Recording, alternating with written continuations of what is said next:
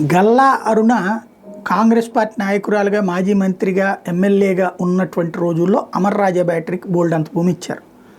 ఆ భూమిలో కొంతమేర మాత్రం ఒక 25% మాత్రమే ఫ్యాక్టరీ నడుస్తుంది.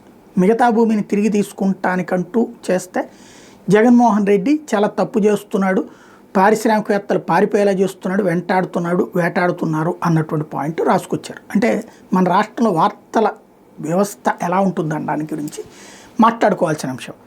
అయితే ఇప్పుడు 2009లో అంటే కాంగ్రెస్ హయాంలోనే తిరుపతి జిల్లా మన్నవరం దగ్గర ఎన్టీపీసీ బెల్కి 620 ఎకరాలు కేటాయించింది ప్రభుత్వం.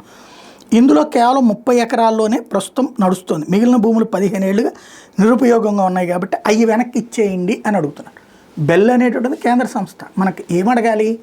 అయ్యా మీకు అంత భూమి ఆ రోజుననగా ఇచ్చాము, అక్కడ పెట్టని మీ సంస్థలు ఎందుకు వదిలేస్తున్నారని అడగాలి. లేదు అది వెనక్కి ఇచ్చేయండి మేము వాడుకుంటాం అని రాష్ట్ర ప్రభుత్వం అడుగుతుంది. ఇది పరిశ్రమలు వేధించడం కాదు, ఇది వేధించడం కాదు, ఇంతకుముందు వేధించడం కాదు, ఒక యాంగిల్. లేదా అది వేధించడమే, ఇది వేధించడమే. ఏది నిజం అన్నది ఎవరి కోణంలో వాళ్ళు, ఎవరి పార్టీలకు అనుగుణంగా వాళ్ళు ఆలోచించుకోవాల్సి ఉంది.